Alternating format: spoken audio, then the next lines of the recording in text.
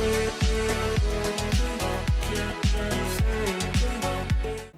Dear learners, welcome to फ्यूकी education.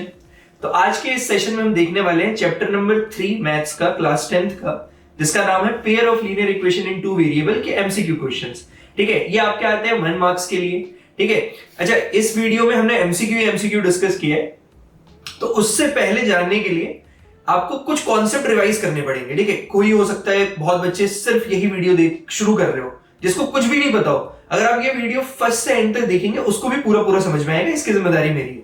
ठीक है, तो बस बने रहिएगा इंटरेस्ट से, वीडियो को पूरा एंड तक देखिएगा और लास्ट में जरूर बताइएगा कि आपको ये वीडियो कैसा लगा। चलिए तो शुरू करते हैं आज का लेक्चर हमारा, जिसमें हम डिस्कस करने वाले हैं chapter number 3 pair of linear equation in two variable के कुछ एमसीक्यू क्वेश्चंस। ठीक है, इसमें हम देखते हैं, देखो इक्वेशंस क्या, जो हमने लीनियर इक्वेशन क्लास 9 में पढ़ा था इन टू वेरिएबल, उसके बस दो इक्वेशंस आएंगी। एक इक्वेशन कुछ ऐसी बनेगी जिसमें दो वेरिएबल, सपोज करते हैं एप्पल को x मान रहा हूं, इसको y मान रहा हूं, इसका कुछ सम दिया हुआ था 10 पहली इक्वेशन में, दूसरी इक्वेशन में x minus Y equal to 2 दिया हुआ है। ठीक है, तो इन दोनों को सॉल्व करना। अब सॉल्व करने का मतलब क्या, कि सर हमको x और y की वैल्यूज निकालनी है। ठीक है, यही बस इस पूरे चैप्टर में करना है कि हमको सॉल्व करके देखना है। तो पहले समझा जाए कि पेयर ऑफ लीनियर इक्वेशन क्या थी। ठीक है, और इस पूरे एमसीक्यू की सीरीज में आपको दो चीजों का बहुत ध्यान रखना है, वो एक सॉल्यूशंस। एक होता है एलिमिनेशन सब्स्टिट्यूशन मेथड, ये आते हैं आपके एनालिटिकल सॉल्यूशन में। एक होते हैं ग्राफिकल। तो ग्राफिकल की तीन कंडीशन, क्योंकि जब हम एमसीक्यू करेंगे तो मैं आपको सिर्फ करना नहीं बताऊंगा, मैं बताऊंगा तेजी में करना। तो तेजी में करना कॉन्सेप्ट याद है, क्योंकि देखो अभी तक क्या हो रहा था, किसी को कुछ नहीं भी पता होगा तो हो जाए। अभी आपको थोड़ी सी चीजें याद करनी पड़ेंगी। तो क्या क्या चीजें याद करने वाली है वो बस हम स्टार्टिंग में डिस्कस करेंगे और फिर एमसीक्यू क्वेश्चन करने लगेंगे। ठीक है, चलिए तो आइए शुरू करते हैं। देखो कुछ पॉइंट टू रिमेंबर। ठीक है, अब हमको पता है जैसे कि कोई भी linear equation in one variable, कोई भी linear equation in one variable, ठीक है, linear equation in one variable का जनरल फॉर्म क्या होता था, ये हम क्लास 9 में पढ़ चुके हैं। Linear equation in one variable, linear equation in one variable, इसका जनरल फॉर्म क्या होता है, ax plus by plus c equal to 0। ठीक है, where a b c are real numbers and c is not, a and b are not equal to 0, where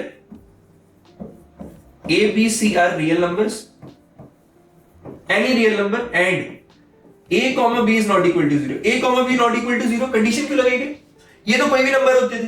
ठीक है, जैसे suppose 2x plus 3y plus 7 equal to 0, इसमें 2x plus 3y equal to 0 भी linear equation in two variable था। क्यों, दो variable दिख रहे हैं ना आपको, x और y, दो वेरिएबल दिख रहे हैं ना आपको, एक x एक y, कुछ भी हो सकता है। वेरिएबल हु वेरीज, आज x से कल को a हो सकता है, b हो सकता है, c हो सकता है, कुछ भी हो सकता है। आगे जो नंबर लिखा उसको हमने अभी a b c से डिनोट कर दिया, उसको बोला कोई भी नंबर हो सकते हैं। a और b जीरो नहीं होना चाहिए। क्यों, अगर इनमें से एक भी जीरो हो गया, मान लो a जीरो हो गया, तो x वाला टर्म खत्म, मतलब टू वेरिएबल जो होना चाहिए था वो टू वेरिएबल बचा ही नहीं। फिर बचेगा by प्लस c, मतलब एक केवल वेरिएबल बचेगा, तो उसको हम linear equation in one variable, linear equation in two variable थोड़ी बोलेंगे।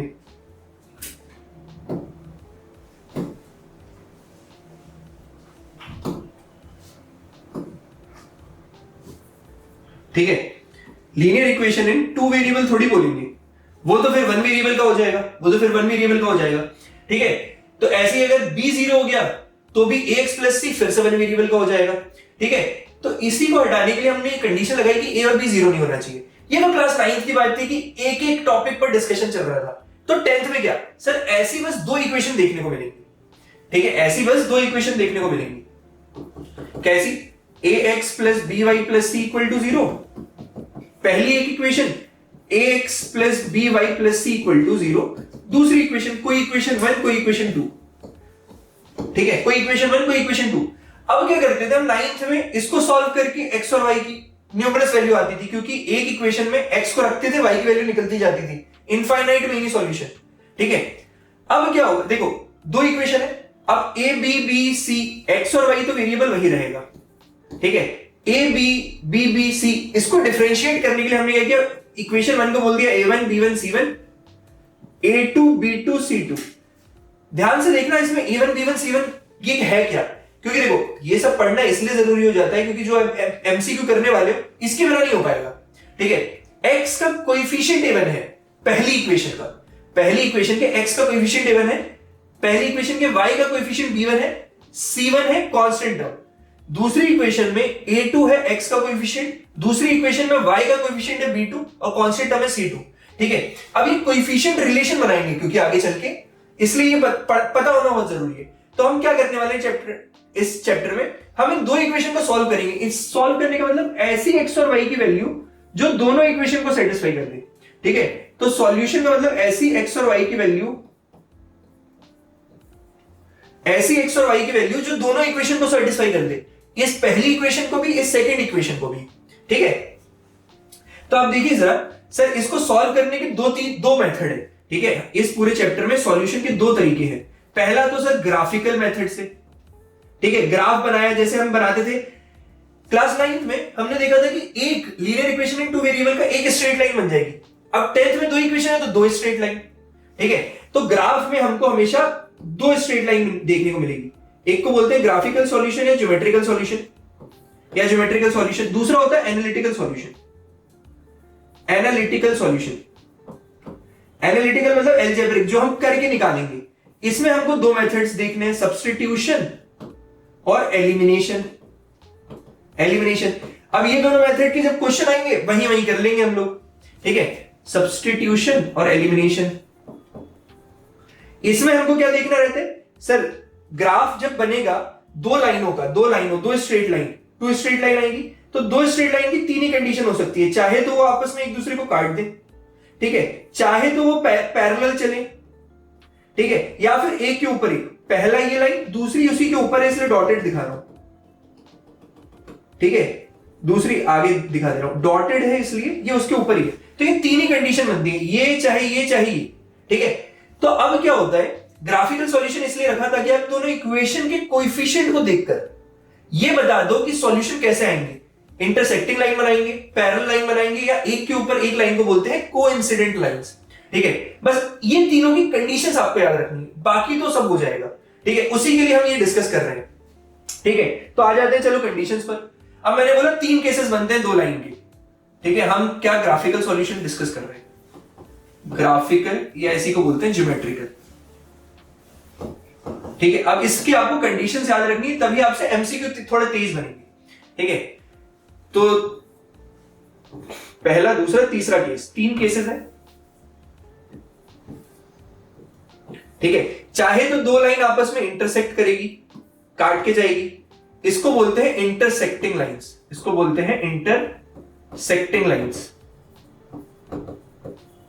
ठीक है, या फिर क्या होगा, एक के ऊपर एक रहेंगी, या फिर क्या होगा, एक के ऊपर एक रहेंगी। इसका मतलब क्या, एक लाइन गई, दूसरी लाइन जो हमने पहली इक्वेशन की एक लाइन बनी, दूसरी इक्वेशन की इसी के ऊपर लाइन बन गई, दूसरी इक्वेशन की इसी के ऊपर लाइन बन गई। ठीक है, तीसरी कंडीशन में क्या हो जाएगा सर, पैरेलल लाइंस आ जाएंगी, पैरेलल लाइंस। ठीक है, तो इसको बोलते हैं इंटरसेक्टिंग लाइन, इसको बोलते हैं कोइंसिडेंट लाइन, कोइंसिडेंट लाइंस, इसको बोलते हैं पैरेलल लाइंस, पैरेलल लाइंस। कहा जाता है दो इक्वेशन के कितने सॉल्यूशन होंगे। अब x और y की ऐसी कितनी वैल्यूज होंगी जो दोनों इक्वेशन पे जब हम रखें तो सेटिस्फाई कर जाए। ठीक है, तो कितनी कंडीशन होगी, उतनी कंडीशन होगी जितनी दोनों लाइन एक दूसरे को कितने पॉइंट पर टच या इंटरसेक्ट कर रही होंगी। ठीक है, देखो इंटरसेक्टिंग है तो एक केवल एक पॉइंट है जहां पे वो इंटरसेक्ट कर रही है। तो इसके कितने सॉल्यूशंस होते हैं सर, इसके होते हैं यूनिक सॉल्यूशन। यूनिक मतलब केवल एग्जैक्टली वन सॉल्यूशन या यूनिक सॉल्यूशन, यूनिक सॉल्यूशन या एग्जैक्टली वन सॉल्यूशन। ठीक है, इसके कितने होंगे, देखो दो एक के ऊपर एक है, हर एक पॉइंट पर टच कर रही है एक दूसरे को, तो कितने सॉल्यूशन सर। ठीक है, numerous, infinite many solution, infinite many solution. ठीक है, और इसके कितने हो जाएंगे, parallel line never intersect each other, अगर एक दूसरे को काटेंगी नहीं कहीं तो सॉल्यूशन कितने, नो सॉल्यूशन, कोई भी सॉल्यूशन नहीं होगा, कोई भी सॉल्यूशन नहीं होगा। अब तीसरा पॉइंट हमको ये याद रखना है सर, अगर सॉल्यूशन है, चाहे एक हो यूनिकली वन सॉल्यूशन या इनफाइनाइट मेनी सॉल्यूशन, सॉल्यूशन है ना, इसका मतलब क्या होता है, कंसिस्टेंट है। सॉल्यूशन है कंसिस्टेंट है, सॉल्यूशन नहीं है मतलब इनकंसिस्टेंट है, सॉल्यूशन है मतलब कंसिस्टेंट है, सॉरी सॉल्यूशन है मतलब कंसिस्टेंट है, कंसिस्टेंट पेयर ऑफ सॉल्यूशंस बनेंगे। ठीक है, तो कंसिस्टेंट पूछेगा तो ये दोनों कंडीशन आ जाती है, पहली वाली भी आ जाएगी कंसिस्टेंट में, दूसरी वाली भी आ जाएगी। इनकंसिस्टेंट मतलब नो सॉल्यूशन, कोई एक हो हजार हो, सॉल्यूशन है कंसिस्टेंट, नहीं है इनकंसिस्टेंट, नहीं है इसका मतलब इनकंसिस्टेंट सॉल्यूशन होंगे, नहीं है इसका मतलब इनकंसिस्टेंट सॉल्यूशन होंगे। ठीक है, दूसरा देखिए आप, अब क्या होता है, बहुत सारी रिसर्च करी गई और हमको यह पता चला कि ये तीनों कंडीशन मतलब पहली लाइन ऐसे इंटरसेक्टिंग बनेगी या नहीं बनेगी, ये हम दोनों इक्वेशन के a1 by a2, अभी बताया था a1 a2 क्या है, b1 by b2 और c1 by c2 के रेशियो, इनके रेशियो, ये जो भी आएगा इनके रेशियो से हम पता लगा सकते हैं कि कैसा होगा। इनके रेशियोज के बीच के रिलेशन से हम ये पता लगा सकते हैं कि कौन सी कंडीशन आएगी। इनके रेशियो के रिलेशन से हम ये पता लगा सकते हैं पहली वाली कंडीशन आएगी, मतलब इंटरसेक्टिंग लाइंस बनेंगी। अच्छा, इंटरसेक्टिंग बोलो, यूनिक सॉल्यूशन बोलो, कंसिस्टेंट, तीनों चीजें सेम है, ये तीनों चीजें सेम है, ये तीनों चीजें सेम है, ये तीनों चीजें सेम है। ठीक है, तो इंटरसेक्टिंग लाइन की कंडीशन बनती है a1 upon a2 is not equal to b1 upon b2, a1 upon a2 is not equal to b1 upon b2। ठीक है, इनफाइनाइट मेनी सॉल्यूशंस। ठीक है, इसकी कंडीशन बनती है a1 upon a2 is equals to b1 upon b2 is equals to c1 upon c2। ठीक है, और तीसरा no solution a1 upon a2 is equals to b1 upon b2 is not equal to c1 upon c2।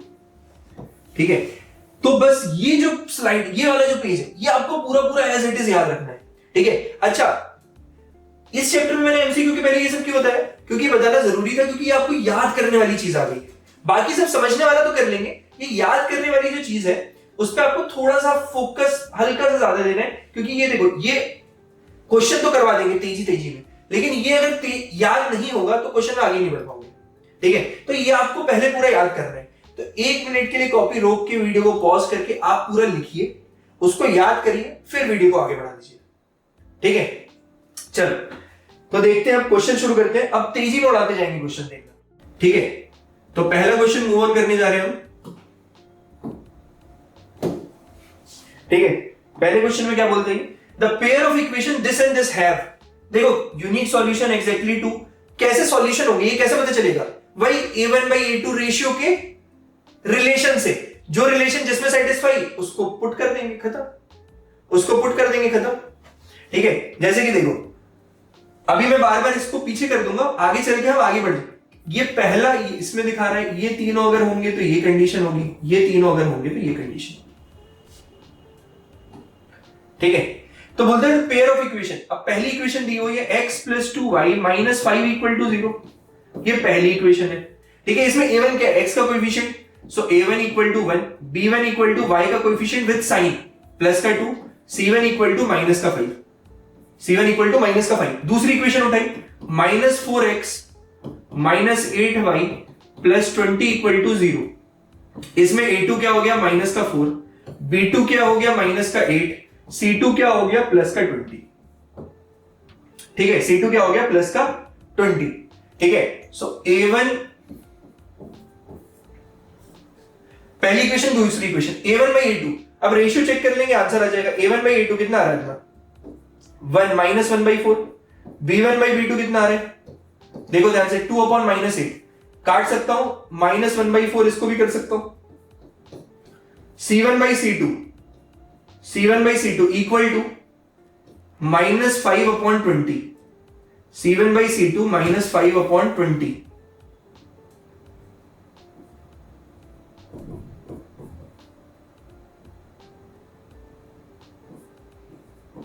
ठीक है, ये कितना हो गया, -1/4, ये कितना हो गया, -1/4।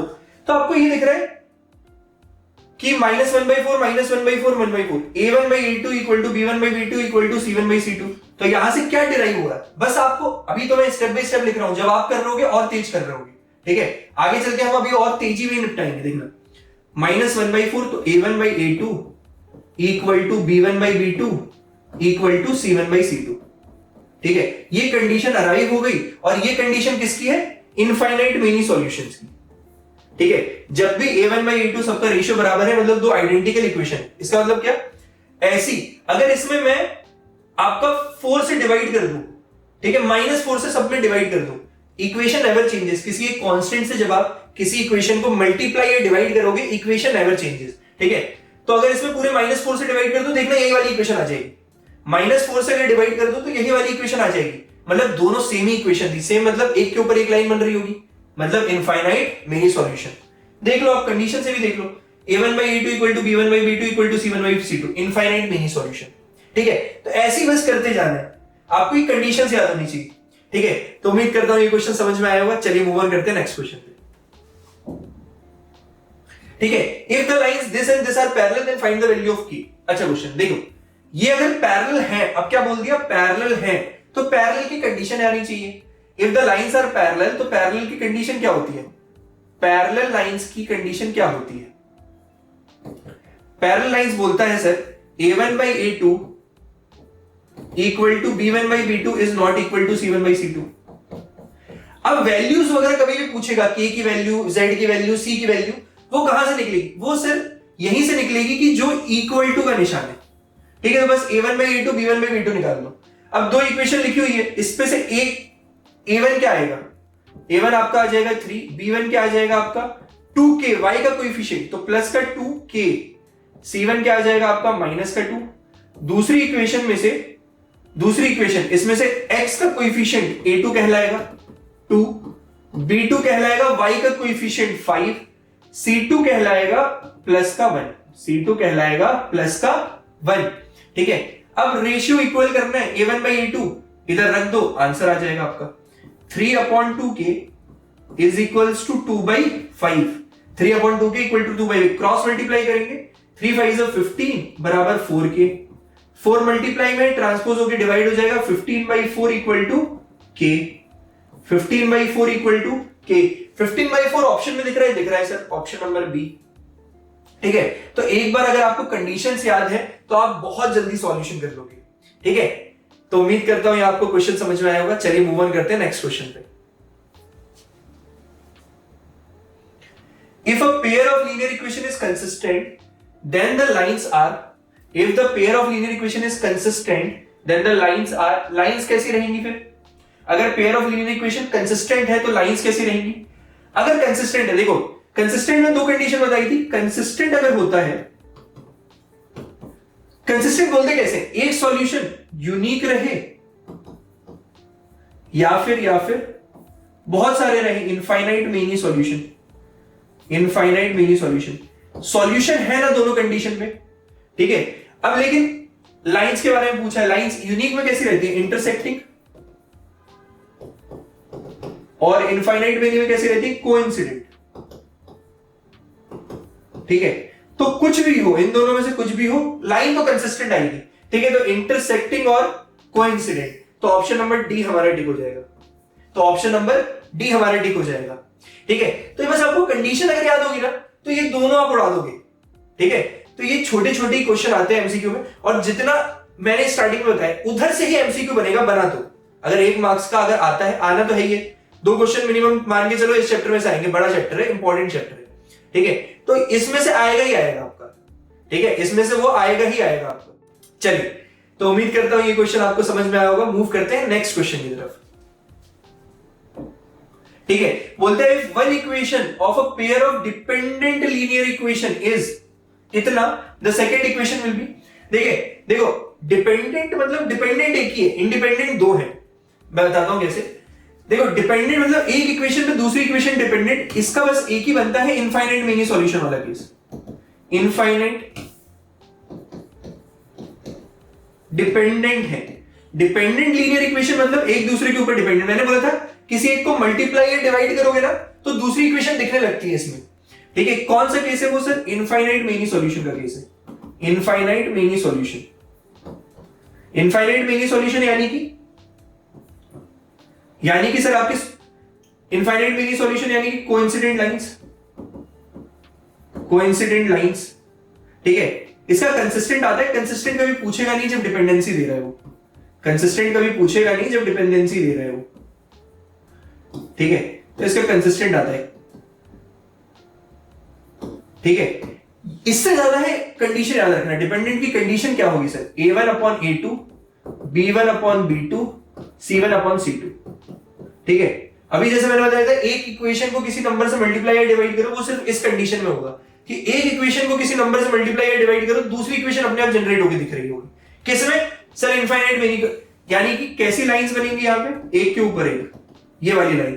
तभी तो मतलब ऐसा कैसे हुआ कि इसके सॉल्यूशन से प्लॉट करने पर भी वही लाइन आई और दूसरी इक्वेशन को सॉल्व किया तो भी वही लाइन, मतलब वो दोनों इक्वेशन एक दूसरे पे डिपेंडेंट थी, वो दोनों इक्वेशन एक दूसरे पे डिपेंडेंट थी। ठीक है, तो बोलता है अगर एक इक्वेशन ये है तो दूसरी इक्वेशन इनमें से क्या होगी। ठीक है, चलो मैंने बोला था मल्टीप्लाई करके दूसरी इक्वेशन जनरेट हो रही होगी। ठीक है, ऑप्शन में 6 दिख रहा है एक्स का कोएफिशिएंट, तो 3 से 2 को मल्टीप्लाई करूंगा तो 6 आना चाहिए। ठीक है, -3x + 5y - 2 = 0, -3x + 5y - 2 = 0। x का कोएफिशिएंट 6 है, 6 है तो इस पूरी इक्वेशन को 2 से मल्टीप्लाई करता हूं तो ये क्या आ गया, सब में किसी में प्लस है किसी में माइनस है, करके देख लेते हैं। -6x + 10y - 2 2 4 = 0। अगर ये इक्वेशन दिख रही है तो आंसर यही हो जाएगा, -6x + 10y - 4 = 0। ए ऑप्शन दिख रहा है। ठीक है, कुछ में +6 था, प्लस के लिए आपको -2 से मल्टीप्लाई करना पड़ता, प्लस के लिए आपको क्या करना पड़ता, -2 से मल्टीप्लाई करना पड़ता, तो जो आंसर आता ये आपका +2 मल्टीप्लाई करने पर इंटू +2 मल्टीप्लाई करने पर और ये -2 मल्टीप्लाई करने पर। ठीक है, ये आया आपका -2 जब मल्टीप्लाई करोगे तो क्या आ जाएगा, प्लस का 6x माइनस का 10y और माइनस माइनस प्लस का 4 = 0। 6x - 10y + 4, 6x - 10y -4 है, +4 तो है ही नहीं, तो बाकी ऑप्शन मैच वैसे भी नहीं करते। ठीक है, यही हमारा आंसर कहलाता, यही हमारा आंसर कहलाता। ठीक है, ये तो मैंने बस चेक करके के लिए बोला कि x का कोएफिशिएंट ये दिख रहा था तो दूसरी इक्वेशन जनरेट होनी चाहिए। डिपेंडेंट में एक ही कंडीशन होती है जो मैंने आपको बता दी। ठीक है, तो बहुत सिंपल क्वेश्चन आएंगे, बस आपको थोड़ा फोकस रखना है, याद होना चाहिए। ठीक है, जो भी आज पहले बताया वो याद जरूर होना चाहिए। ठीक है, उम्मीद करता हूं आपको ये क्वेश्चन समझ में आया होगा। चलिए मूव ऑन करते हैं नेक्स्ट क्वेश्चन की तरफ। The pair of equation this and this have, the pair of equation this and this have. ठीक है, पेयर ऑफ इक्वेशन अगर ये है तो कैसे सॉल्यूशन होंगे बता दें, क्या करेंगे, फिर से चेक करेंगे a1 a2 b1 b2 c1 c2। ठीक है, तो पहली इक्वेशन लिखी 9x + 3y + 12 = 0। ठीक है, इसमें a1 b1 c1 लिख दो आप, a1 = 9, b1 = 3, c1 = प्लस का 12, c1 = प्लस का 12, 18x + 6y + 26 = 0। ये हो जाएगा a2 = 80, b2 = 6, c2 = 26, c2 = 26। ठीक है, सो a1/a2 कितना आ गया आपका 9/80 which is equal to 9 1 9 9 2 18 1/2। b1/b2 ये कितना आ गया 3/6, अगेन 3 1 3 3 2 6 1/2 का रेशियो। c1/c2 12/26, काटेंगे 2 6 12 2 1 30। ठीक है, 6/30। तो मेरे को पता चल रहा है a1/a2 = b1/b2 is not equal to c1/c2। तो इन तीनों से हमको ये पता चला a1/a2 is equals to b1/b2 is not equal to c1/c2। और बस अगर आपको ये तो चेक कर लिया आपने, अब ये कंडीशन याद होनी चाहिए कि ये किसकी कंडीशन है सर, ये पैरेलल लाइंस की कंडीशन है। पैरेलल लाइंस में कितने solution, no solution, parallel line में कितने सॉल्यूशन, नो सॉल्यूशन, तो ऑप्शन नंबर डी टिक हो जाएगा आपका। ठीक है, तो इतना सिंपल था क्वेश्चन, बस आपको याद रखना है, सॉल्व करना है, आंसर लाना है। उम्मीद करता हूं आपको ये क्वेश्चन समझ में आया होगा। चलिए मूव ऑन करते हैं नेक्स्ट क्वेश्चन की तरफ।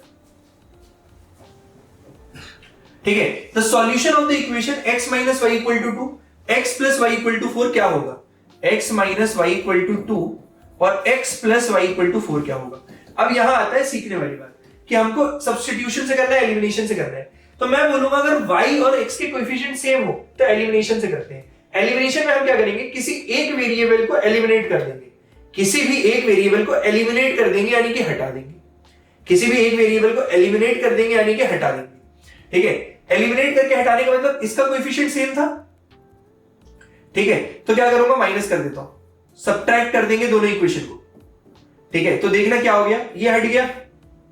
ठीक है, सब्ट्रैक्ट करना मतलब साइन चेंज करना होता है, सब्ट्रैक्ट करना मतलब इक्वेशन 1 इक्वेशन 2, तो दोनों इक्वेशन में से एक वेरिएबल को एलिमिनेट करेंगे, दूसरे की वैल्यू आएगी, उसको किसी में पुट करके निकाल देंगे। तो हमने क्या किया, एक वेरिएबल को एलिमिनेट, हटा दिया, इसलिए इसका नाम पड़ा एलिमिनेशन मेथड। ठीक है, तो दो ही मेथड है, बहुत सिंपल मेथड है। ये क्या हो जाएगा, -2y इक्वल टू, ठीक है, x ये 4 था, ठीक है, ये 4 था, x minus Y equal to 2 पहली equation, x plus y equal to 4, ठीक है, x का कोएफिशिएंट सेम है, सब्ट्रैक्ट माइनस प्लस का माइनस प्लस का माइनस, x से x गया, minus y -2y equal to -4 plus 2 minus का 2, so y equal to -2 transpose होके डिवाइड होगा माइनस का 2 विच इज इक्वल टू 1। तो y की वैल्यू हमारे पास बना गई, तो x कितना हो जाएगा, y की वैल्यू किसी भी इक्वेशन में रख दो, पुटिंग y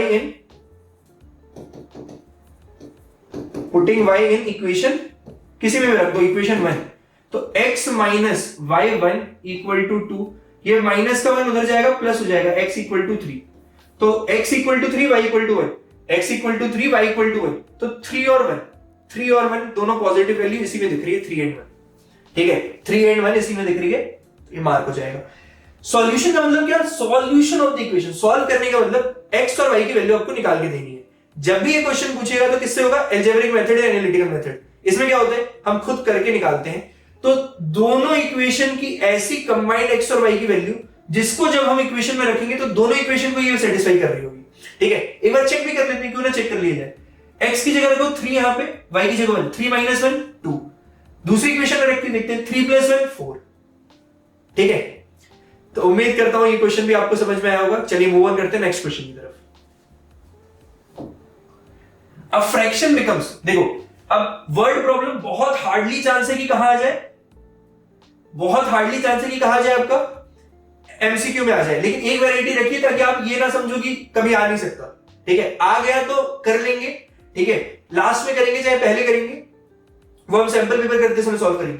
बहुत मुश्किल चांस है, लेकिन आ गया तो इसलिए रखा गया है बस, और कुछ भी नहीं। ठीक है, तो ये वर्ड प्रॉब्लम का क्वेश्चन है, इसमें इक्वेशन बनेगी फिर सॉल्व होगी। अब फ्रैक्शन बिकम्स 1/3, कोई एक fraction 1/3, let the fraction be x/y, x/y लेते थे फ्रैक्शन को, बिकम्स 1/3, ये फ्रैक्शन 1/3 बन जाएगा, ये फ्रैक्शन 1/3 बन जाएगा when 1 is subtracted from numerator and it becomes, अगर ये 1 न्यूमरेटर से सबट्रैक्ट किया गया, and it becomes 1/4 when 8 is added to denominator, जब 8 डिनोमिनेटर पे ऐड किया गया, जब 8 डिनोमिनेटर में ऐड किया गया, जब 8 डिनोमिनेटर में ऐड किया गया। ठीक है, ये देखना 3x - 3 इक्वल टू y, तो 3x - y इक्वल टू 3, ये पहली इक्वेशन। ठीक है, ये क्या हो जाएगा 4x equal to y plus 8, so 4x - y equal to 8, 4x - y equal to 8, ये रही हमारी सेकंड इक्वेशन, ये रही हमारी सेकंड इक्वेशन, ये फर्स्ट ये सेकंड। ठीक है, सो 3x - y इक्वल टू 3, ठीक है, और 4x - y इक्वल टू 8, ये रही हमारी पहली इक्वेशन, ये रही हमारी सेकंड इक्वेशन, ये रही हमारी पहली इक्वेशन, ये रही हमारी सेकंड इक्वेशन। इसमें देखो फिर से y का कोएफिशिएंट सेम है, एलिमिनेट कर दो,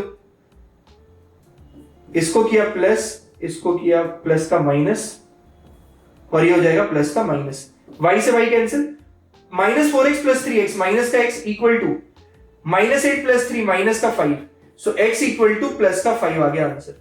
ठीक है, तो x की वैल्यू 5y, चलो पुट करते हैं किसी भी इक्वेशन में, इक्वेशन 1 में पुट करते हैं, 3 5 is 15 minus y equal to 3।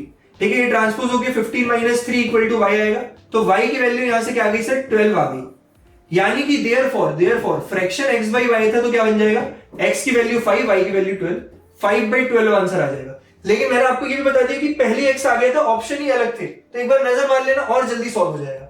ठीक है, वैसे ऐसे क्वेश्चन, इस क्वेश्चन आने का बहुत कम है, लेकिन हम इसको देख रहे हैं क्योंकि आ सकता है। ठीक है, बाकी आप पूरे पीडीएफ देखोगे तो वही सॉल्व है, ये वर्ड प्रॉब्लम्स वाले में आपको पहले इक्वेशन बनानी है फिर सॉल्व करवाना है। ठीक है, उम्मीद करता हूं आपको ये क्वेश्चन समझ में आया होगा। चलिए मूव ऑन करते हैं नेक्स्ट क्वेश्चन पे। ये देखिए फिर आ गया, the angle of cyclic quadrilateral ABCD, जहां पे ABCD ये आपको दिया हुआ है। अब साइक्लिक क्वाड्रिलेटरल होता क्या है, कौन साइक्लिक पॉइंट से साइक्लिक क्वाड्रिलेटरल बनता है, कौन साइक्लिक पॉइंट क्या, सर्कल के ऊपर, किसी भी सर्कल के ऊपर 4 पॉइंट्स को कॉन्साइक्लिक पॉइंट बोला जाता है। ठीक है, कॉन्साइक्लिक पॉइंट को अगर ज्वाइन कर दिया जाए तो जो क्वाड्रिलेटरल बनता है उसको बोलते हैं साइक्लिक क्वाड्रिलेटरल। इसका मतलब क्या, कोई भी सर्कल है ना, इसके 4 पॉइंट को बोलते हैं कॉन्साइक्लिक पॉइंट, और इनसे जो क्वाड्रिलेटरल बनता है इसको बोलते हैं साइक्लिक क्वाड्रिलेटरल। ठीक है, साइक्लिक क्वाड्रिलेटरल की एक खासियत कि अपोजिट एंगल का सम, अपोजिट एंगल का सम 180 के बराबर होता है। ये हो गया ए, ये हो गया बी, हो गया सी, हो गया डी, सारे एंगल दिए, क्यों ना लिख लें 6x + 10। बी वाला दिया हुआ है 5x, सी वाला दिया हुआ है x + y, और डी है आपका 3y - 10। अब क्या होता है इसमें, अपोजिट एंगल का सम, यानी कि a + c का सम होगा 180 डिग्री के बराबर, और आपका b + d का भी सम होगा 180 डिग्री के बराबर। तो यहां से आपको दो इक्वेशन मिल जाएगी। कैसे, देखो a और d को ऐड किया, 6x + 10 plus x + y = 180 plus x + y = 180। तो पहली इक्वेशन यहां से जनरेट होगी, ये क्या हो जाएगा 6x + x, ये क्या हो जाएगा 6x + x, तो 7x + y = माइनस होगा 170। ठीक है, ये क्या आ जाएगा b + d 5x + 3y - 10 d 3y - 10 = 180। इसको जब भेजेंगे ये हो जाएगा 190, ये हो जाएगा 5x + 3y, 5x + 3y। इन दोनों को जब सॉल्व कर देंगे तो x और y की वैल्यू आ जाएगी।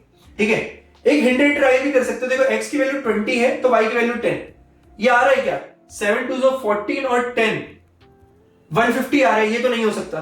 तो यहां से जब आप पहुंच जाओ तो हिट एंड ट्रायल से भी हम जा सकते हैं। पहली इक्वेशन ये आई, दूसरी इक्वेशन ये आई, नहीं तो आप एलिमिनेशन मेथड लगा के सॉल्व करो फिर। ठीक है, नहीं तो आप क्या करो फिर एलिमिनेशन मेथड लगा के सॉल्व करो, वैसे पूरा सॉल्व होगा तो आंसर आएगा। ठीक है, उसमें भी एक वैल्यू आ गई आंसर मार देना, उसमें भी एक वैल्यू आ गई आंसर मार देना, अगला करेंगे ही नहीं, क्योंकि हमको क्या है फोकस इसी पे करना है। 7x + y = 170। ठीक है, 5x + 3y = 190। ठीक है, इसमें क्या करते हैं y का कोएफिशिएंट सेम बनाने के लिए 3 से इसमें मल्टीप्लाई करेंगे, तो ये इक्वेशन क्या बन जाएगी, ये हो जाएगी 7 3 = 21x + 3y = 17 3 = 51 510। ये क्या हो जाएगा 5x + 3y = 190। ठीक है, तो इक्वेशन लंबी जाएगी लेकिन सॉल्यूशन करके आंसर आ जाएगा। नहीं तो भाई किसी भी इक्वेशन पुट करके देखो, इसमें देखो 7 2 14 + 30, 14 + 13 ये आ रहा है, आंसर यही आना चाहिए। तो हमको हिट एंड ट्रायल ज्यादा आसान होता है जब हमारे पास वैल्यूज आ, इक्वेशन आ गई ना सही सही, तो आप वैल्यूज पुट करके देख लो एमसीक्यू पार्ट में, बाकी में तो आपको सॉल्व करना ही है। तो एमसीक्यू पार्ट में जैसी वैल्यू रखेंगे तो आपको पहले तीसरे में ये वैल्यू रख के चेक करना ज्यादा आसान पड़ेगा। सॉल्व करना अगर आपका सॉल्विंग तेज है सॉल्विंग से कर लो। ठीक है, तो अब क्या हुआ, y का कोएफिशिएंट सेम है, सब्ट्रैक्ट कर देंगे, माइनस माइनस माइनस, ये y से y गया 510 - 190 जब आप करोगे, ठीक है, तो 180 और माइनस करना है, ये कितना हो जाएगा 480 और 320, 480 और 320, और ये कितना हो जाएगा -5 करोगे तो ये हो गया आपका 17। ये क्या किया 180, तो 500 400 320 17y करके कुछ आया। ठीक है, 7 3 = 21 प्लस 73 = 50, 510 - 190, तो ये जब आपने किया प्लस माइनस, ठीक है, ये 16 हो जाएगा, 16y = 320, 16y = 320। ठीक है, तो y की वैल्यू आ जाएगी आपकी ये 20 आ गई, y की वैल्यू आ जाएगी आपकी, y की वैल्यू आ जाएगी आपकी। ठीक है, तो ये हो गया 16x, x की वैल्यू आएगी आपकी 20। x की वैल्यू जैसी 20 आई, अब दो ऑप्शन थे, फिर से आप y को पुट करने की बजाय आप डायरेक्ट रख के देख लो, 30 जो आएगा वही ऑप्शन टिक हो जाएगा। ठीक है, तो ये इसका ऑप्शन नंबर बी हो जाएगा। उम्मीद करता हूं ये क्वेश्चन आपको समझ में आया होगा। चलिए मूव ऑन करते हैं नेक्स्ट क्वेश्चन की तरफ। ठीक है, अगला क्वेश्चन क्या बोल रहे हैं, the pair of equation x = a and y = b graphically represent. तो चलो ग्राफ में लेके देखते हैं। देखो अगर आपको a और b अगर वेरिएबल में ना समझ में आ रहा हो, कोई कांस्टेंट रख के देख लेना। वो क्या बोल रहा है, a और b कोई भी है, तो x = मान लेता हूं कोई सपोज a 3, b अलग होना चाहिए, तो y = मान लेता हूं 4।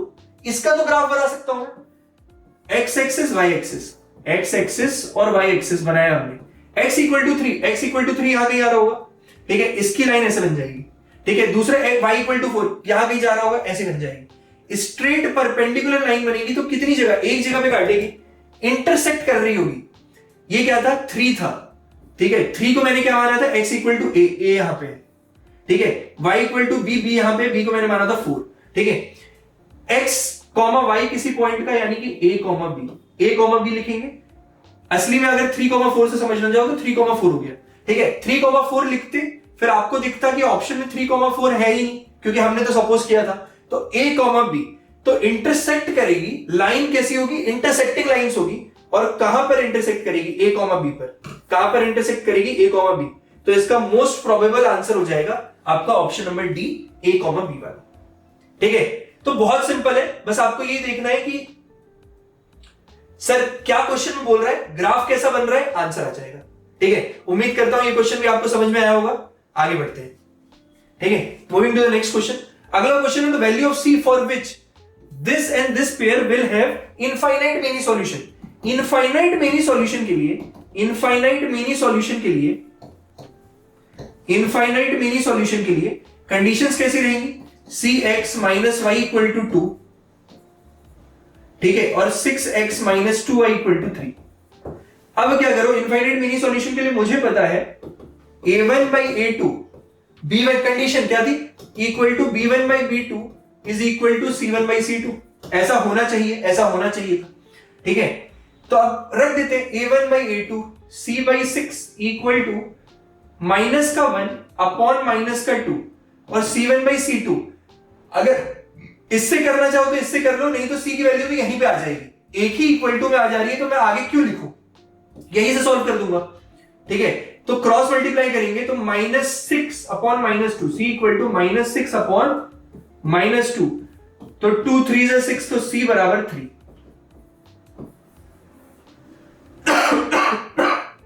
सॉरी, ठीक है। तो c इक्वल टू 3। तो ये भी क्वेश्चन हो गया, नॉर्मल बेसिक क्वेश्चन। बस क्या होना चाहिए, आपकी कंडीशन याद होनी चाहिए, जो मैंने बताया, कंडीशन के हिसाब से क्वेश्चन आगे मूव ऑन कर जाएंगे, ठीक है। उम्मीद करता हूं ये क्वेश्चन समझ में आया होगा। चलिए मूव ऑन करते हैं नेक्स्ट क्वेश्चन पे। If the pair of linear equation has unique solution then the line represent, ठीक है, ठीक है। अब आपसे डायरेक्ट कंडीशन पूछ लेगा। अब कंडीशन कैसे, हमने कहां पढ़ा था सर, आपने पहली स्लाइड में सब चीज बता दी थी। तो डायरेक्ट पूछेगा, इसमें तो टाइम ही नहीं लगना चाहिए, कॉन्सेप्ट क्लियर होने चाहिए। यूनिक सॉल्यूशन मतलब एक सॉल्यूशन तो सर इंटरसेक्टिंग लाइन से मिलता है, एक सॉल्यूशन तो सर इंटरसेक्टिंग लाइन से मिलता है, इंटरसेक्टिंग लाइन से मिलता है, ठीक है। और इंटरसेक्टिंग लाइन कहां पे, intersect at one point, intersected one point, option number B tick direct, ठीक है। इसलिए कराया था पहले कॉन्सेप्ट की, क्वेश्चन देखो और उड़ा दो, ठीक है। उम्मीद करता हूं आपको ये क्वेश्चन समझ में आया होगा। चलिए मूव ऑन करते हैं नेक्स्ट क्वेश्चन पे, ठीक है। The graphical representation of pair of these solution कैसा रहेगा ग्राफ, फिर से कंडीशन चेक करनी है। चलो डायरेक्ट अब करेंगे, a1 by a2 equal to b1 by b2। पहले तो रेशियो चेक करेंगे, a1 by a2 क्या रेशियो आ रहा है, 4 by 12। यहां पे a1 था x का कोएफिशिएंट पहले इक्वेशन का, x a2 था x का कोएफिशिएंट दूसरी इक्वेशन का 4 by 12, b1 by b2 आएगा आपका 3 by 9 which is equal to 1 by 3। ये भी हो गया आपका 1 by 3, ठीक है। c1 by c2 जब आप करोगे तो देखो, अब c1 by c2 करने के लिए इसमें 5 दिया हुआ है, इसको इधर भेजोगे -6 हो जाएगा c1, और ये हो जाएगा माइनस का 15, ठीक है। 3 से जब काटोगे 3 2 6, 3 5 15, 2 by 5। तो हमको ये पता चल रहा है a1 by a2 is equals to b1 by b2 is not equal to c1 by c2। ये बराबर, ये कंडीशन दे रहा है, a1 by a2 का ratio c1 by b1 by b2 के बराबर है, ये देखो 1 by 3 1 by 3, और ये इसके बराबर नहीं है। ये कंडीशन किसकी होती है सर, पैरेलल लाइंस की। ये कंडीशन किसकी होती है, पैरेलल लाइंस की। तो वही आपसे पूछ रहे हैं कैसी लाइंस होंगी, option A tick, parallel lines, ठीक है। तो स्टार्टिंग में स्लो चलेगा, बस जब आप पढ़ रहे होगे पहली बार, एक बार इसको पढ़ोगे रिवाइज करोगे, दूसरी बार से बहुत तेज हो जाएगा। एमसीक्यू में टाइम लगता ही नहीं बिल्कुल, ठीक है। तो उम्मीद करता हूं आपको ये क्वेश्चन समझ में आया होगा। चलिए मूव ऑन करते हैं नेक्स्ट क्वेश्चन की तरफ, ठीक है। If the line representing pair of linear equation this and this, दो इक्वेशन दी हुई है, बोले आर कोइंसिडेंट, आर कोइंसिडेंट। और कोइंसिडेंट कब होते हैं, जब एक के ऊपर एक लाइन है। तो मैंने आपको समझाया हुआ था, एक के ऊपर एक लाइन कैसे आएगी, जब ऐसी कुछ कंडीशन बन रही होगी, ये इसकी कंडीशन क्या होती है, कोइंसिडेंट की कंडीशन क्या होती है, एक के ऊपर एक a1 by a2 is equals to b1 by b2 is equals to c1 by c2। ठीक है, ये वही कंडीशन है जिसमें एक इक्वेशन दूसरी इक्वेशन को मल्टीप्लाई या डिवाइड करने पे किसी कांस्टेंट पे हमको दूसरी इक्वेशन मिल जाती थी। ठीक है, तो ये कंडीशन कहां दिख रही है, ऑप्शन नंबर बी में। ठीक है, तो इसी के साथ ये भी हमारा होता है कंप्लीट। ठीक है, तो इसी के साथ हमने चैप्टर 3 के जितने पॉसिबल एमसीक्यू थे देख चुके। अगर आपने ये एक बार देखा है और खुद से एक बार उठा के रिवाइज कर लो तो ये कॉन्सेप्ट तो आपका कहीं नहीं जा रहा है। ठीक है, और 1 मार्क्स के अगर इससे कोई क्वेश्चन आता है तो आपसे जरूर बनेगा। ठीक है, ये मेरा वादा है। उम्मीद करता हूं आपको ये भी क्वेश्चन आया होगा समझ में। ठीक है, और आपको ये वीडियो कैसा लगा जरूर हमें कमेंट करके बताएं कमेंट सेक्शन में। इसका नेक्स्ट वीडियो आपका आएगा शॉर्ट वीडियोस का चैप्टर नंबर 3 का ही, जिसमें हम 2 मार्क्स क्वेश्चन डिस्कस कर रहे होंगे। ठीक है, तो ऐसे ही जुड़े रहिए और बस खूब लगे रहिए, मेहनत करिए। आपके बोर्ड के मार्क्स जरूर आप फोड़ोगे, ये मेरी उम्मीद है। बस आप कंसिस्टेंट रहो अपनी पढ़ाई को लेके। ठीक है, उम्मीद करता हूं ये वीडियो पसंद आया होगा। Don't forget to like, subscribe and press the bell icon for future education. Thank you.